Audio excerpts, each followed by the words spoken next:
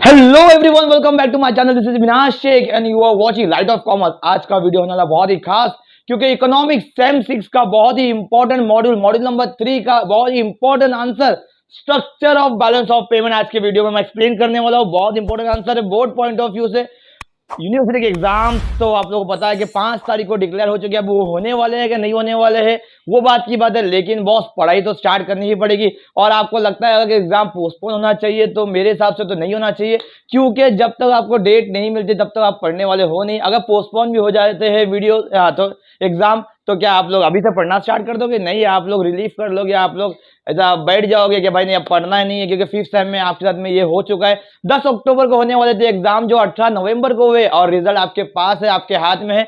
क्या result expect किए थे और क्या रिजल्ट आया है? देखो, पोस्टपोन का रिजल्ट शायद भारी पड़ सकता है आपके ऊपर, तो आपको पढ़ना स्टार्ट करना चाहिए। और 5 अप्रैल से एग्जाम मेरे हिसाब से होना चाहिए, क्योंकि प्रिपरेशन स्टार्ट कर चुके हो या करने वाले हो, या स्टार्ट कर लो बॉस आज से ही, क्योंकि 20 दिन 19 दिन बहुत होते हैं टीवाई बीकॉम की प्रिपरेशन के लिए। ओके, तो यहां पर अपन देखते हैं पहला answer, structure of balance of payment. क्या स्ट्रक्चर है? Discuss the structure of balance of payment of country. बहुत इंपॉर्टेंट आंसर है, देखेंगे आराम आराम से। Okay, the balance of payment of a country is a systematic record of all the monetary transaction made between the residents of a country and rest of the world during the given period। बोलता balance of payment क्या है? एक record है। क्या है? एक record है। Record, balance of payment क्या है? एक रिकॉर्ड है। किसका रिकॉर्ड है? सिस्टमैटिक रिकॉर्ड है। किसका?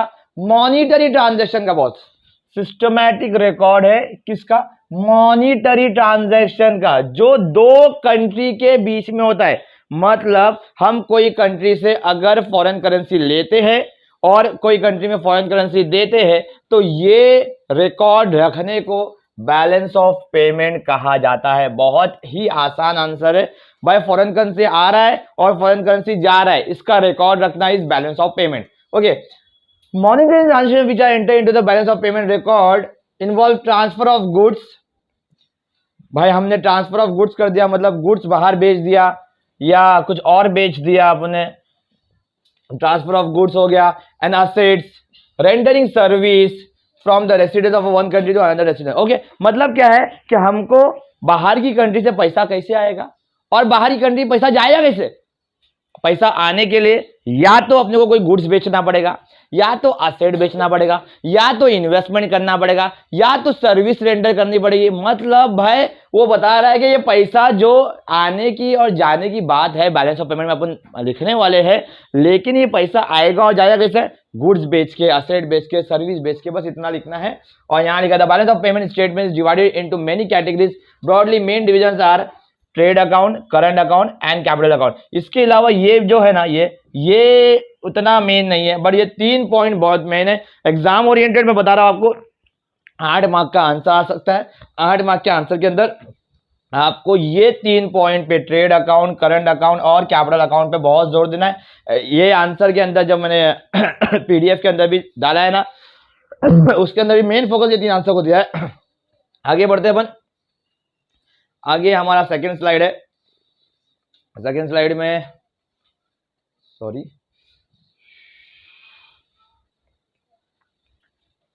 ये बैलेंस ऑफ पेमेंट का स्ट्रक्चर है, ये आपको बनाना है पहले। तो ये स्ट्रक्चर बनाने के एटलीस्ट आपको 1-1.5 मार्क मिल जाएंगे। 1-1.5 मार्क आपको इंट्रोडक्शन के मिल जाएंगे, 3 मार्क यहीं पे हो जाएंगे। क्या स्ट्रक्चर है?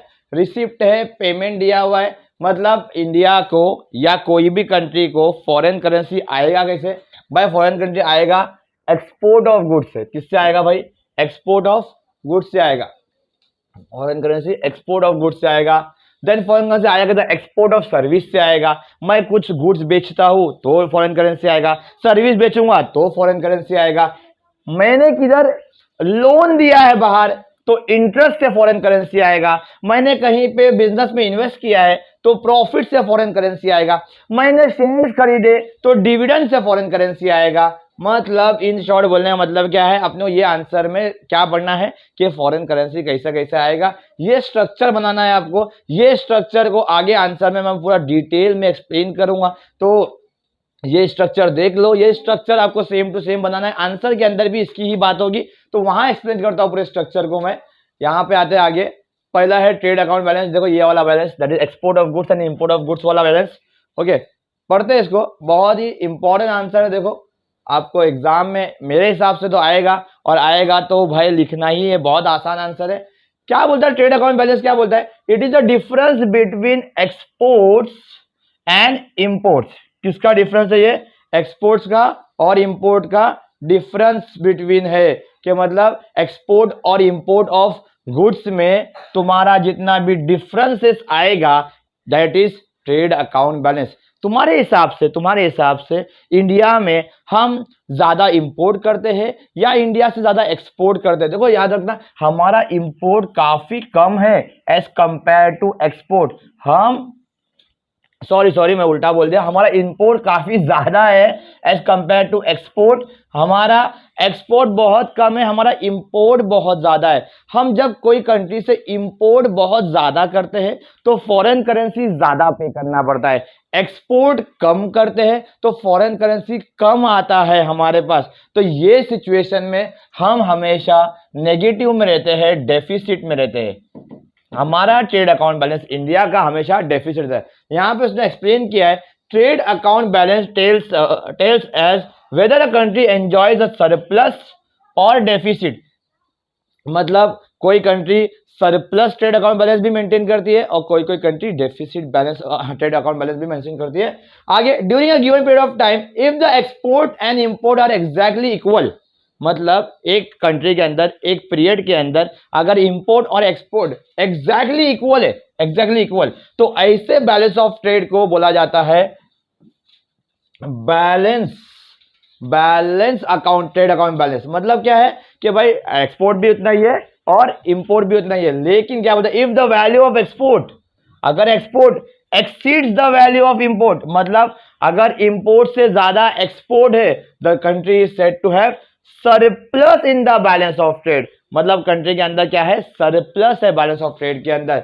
लेकिन वो क्या होता है, on the other hand if the value of import exceed, अगर इंपोर्ट बढ़ता है, जो हमारी कंट्री के अंदर है इंपोर्ट ज्यादा है एक्सपोर्ट से, तो तुम्हारा बैलेंस ऑफ पेमेंट क्या रहेगा, डेफिसिट रहेगा, डिसइक्विलिब्रियम रहेगा, नेगेटिव रहेगा। मतलब ये ट्रेड अकाउंट बैलेंस के अंदर अपने को एक्सप्लेन क्या करना है, सिर्फ अपने को ये एक्सप्लेन करना है कि भाई import of goods and export of goods होता क्या है, और इंपोर्ट ऑफ गुड अगर ज्यादा हो, एक्सपोर्ट ऑफ गुड्स कम हो तो हमको डेफिसिट बताना है, एक्सपोर्ट ज्यादा हो, इंपोर्ट कम हो तो सरप्लस, दोनों सेम है तो balance, trade account balance. Okay, तो इतना ये आंसर के अंदर, ये पॉइंट के अंदर है, एक्सप्लेन करना है आपको। आगे बढ़ते हैं अपन नेक्स्ट स्लाइड की तरफ, that is current account balance. Current account balance की बात की अगर, तो अपन क्या होता है कि करंट अकाउंट के अंदर क्या क्या आता है, जो पहला पॉइंट है हमारा, जो पहला पॉइंट अपन ने ऊपर देखा दैट इज ट्रेड अकाउंट का पॉइंट, वो भी इसके अंदर आता है, export and import of goods. फिर इसके अलावा वहां पर ट्रेड अकाउंट में सिर्फ export of goods and import of goods की बात होती है, गुड्स की बात ट्रेड अकाउंट में। यहां पर सर्विस की बात भी होती है कि अगर तुम बाहर कंट्री को कोई सर्विस देते हो, एक्सपोर्ट ऑफ सर्विस, या उनसे सर्विस लेते हो, that is import of service, तो वो भी यहां पर काउंट होता है। इसके अलावा income received and paid in the form of interest, profit and dividend. मतलब अगर तुम इंटरेस्ट बाहर पे करते हो, डिविडेंड बाहर पे करते हो, प्रॉफिट बाहर पे करते हो, या ये तीनों चीज बाहर से कलेक्ट करते हो, तो उसको काउंट भी हम कहाँ करते हैं, करंट अकाउंट बैलेंस के अंदर करते हैं। ओके, फिर उसके बाद remittance from the citizen working abroad and foreigners working in the reporting country. मतलब हमारे कोई रिश्तेदार या हमारा कोई भी दोस्त ब्रादरान जो बाहर रहता है, बाहर काम करता है, या बाहर वाले के कंट्री के लोग हमारे यहाँ काम करते हैं और अमाउंट रेमिट करते हैं, मतलब हमारे दोस्त फैमिली मेंबर कोई बाहर है तो वहां से अपने को जब पैसा भेजता है तो वो भी इसमें काउंट होता है, that is remittance from the working citizen abroad.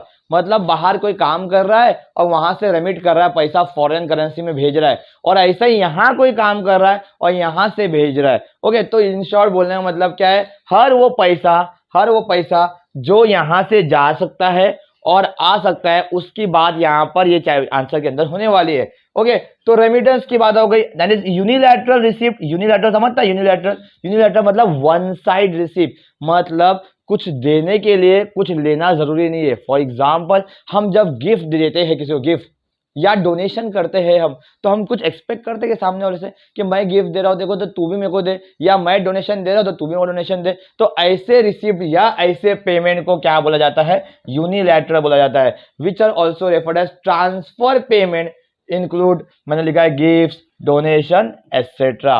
मतलब इसके अंदर करंट अकाउंट बैलेंस के अंदर ये सब भी मेंशन होता है। अब मैं बताता हूं हर एक चीज, हमारा एक्सपोर्ट कम, इंपोर्ट ज्यादा, हमारा export and import of service भी ऐसे ही है, हमारा एक्सपोर्ट कम सर्विस का, इंपोर्ट ज्यादा, बाहर की सर्विस ज्यादा लेते हैं अपन। हमारा interest payment, profit payment, dividend payment कम, हमारा interest payment, profit payment, dividend payment ज्यादा, क्योंकि हमने बाहर ज्यादा इन्वेस्ट नहीं किया बल्कि बाहर की कंट्री वालों ने हम पे ज्यादा इन्वेस्ट किया है।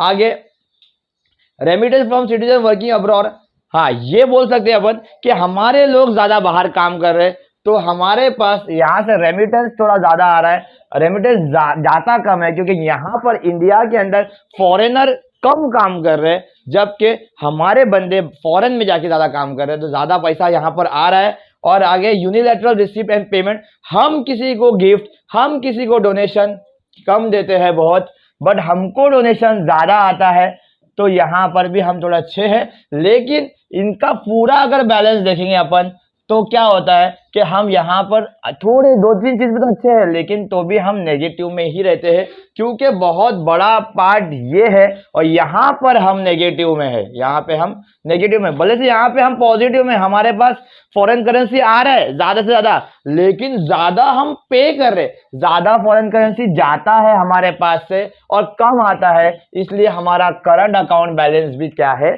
नेगेटिव में है, डेफिसिट में है इंडिया का। अगर आपको एक लाइन ऐड करना है तो वो ऐड कर सकते हो आप कि भाई इंडिया का करंट अकाउंट बैलेंस भी डेफिसिट में है, बिकॉज हमारे इंपोर्ट ऑफ गुड्स, हमारा इंपोर्ट ऑफ सर्विसेज, हमारा इनका ये इंटरेस्ट पेमेंट ये सब ज्यादा है as compare to export. Okay, तो यहाँ पर ये पॉइंट भी होता है। तीसरा point, very important point, capital account balance, जहां पर आने के बाद इंडिया थोड़ा पॉजिटिव हो जाता है, यहाँ पर इंडिया सरप्लस में आता है, बिकॉज यहाँ पर क्या बात हो रही है, यहाँ पर फॉरेन इन्वेस्टमेंट की बात आ रही है, एफडीआई की बात आ रही है, शॉर्ट टर्म बोरिंग की बात आ रही है और मीडियम लॉन्ग टर्म बोरिंग की बात आ रही है। बोले मतलब क्या है कि इन्वेस्टमेंट बाहर की कंट्री से इंडिया में ज्यादा होता है, हम कम करते हैं।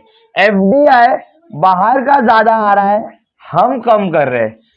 लोन हम ज्यादा लेते हैं, बाहर वाले कम लेते हैं। इन शॉर्ट यहां पर हम काफी पॉजिटिव में आ जाते हैं और इंडिया ये पोजीशन पे आके क्या हो जाता है, सरप्लस बैलेंस ऑफ पेमेंट दे देता है। देखो पहले दो जो मेन एस्पेक्ट है, trade account and current account में इंडिया नेगेटिव रहता है, बट यहाँ पे आके सरप्लस होता है। तो ये सरप्लस होना हमारे लिए खुशी की बात नहीं है भाई, क्योंकि हमारे ऊपर एक लोन का कर्जा बहुत बड़ा बढ़ जा रहा है। तो ये current account capital account balance का सरप्लस होना इज नॉट अ गुड, मतलब अच्छी बात नहीं है। लेकिन इंडिया आज मॉनेटरी लेवल पे देखे या इकोनॉमिकल लेवल पे देखे तो बहुत नीचे हो रहा है, तो यहाँ पर हमारा जो बैलेंस ऑफ पेमेंट है वो उथल पुथल हो जाता है। हम सरप्लस में तो आ जाते हैं लेकिन बहुत बड़े कर्जे में आ जाते हैं। तो ये 3 पॉइंट को बॉस बहुत अच्छे से एक्सप्लेन करना। इसके अलावा और 3 पॉइंट है ये आंसर के अंदर, जिसको आप छोटा छोटा भी लिखेंगे तो भी चलेगा। मतलब statistical discrepancy, errors and omissions की बात किया है, यहाँ पे ओवरऑल बैलेंस की बात किया है, फॉरेन एक्सचेंज रिजर्व्स की बात किया है। देखो ये पीडीएफ को मैं हमारे Telegram channel sky education official पे मैं डाल दूंगा ये आंसर के ये वीडियो होने के बाद,